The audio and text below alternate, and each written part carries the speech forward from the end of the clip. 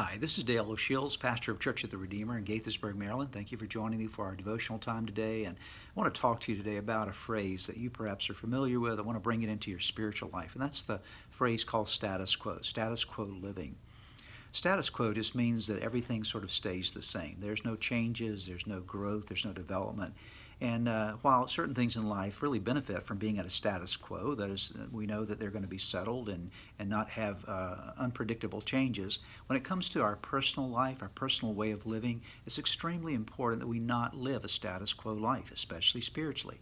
Because what happens is when you are not growing and developing and moving forward in your spiritual journey, then there's death that starts to happen. If there's not growth and there's not active life in you, you never stay the same. Instead of going forward, you begin to little by little regress backward in a backward way in your spiritual journey.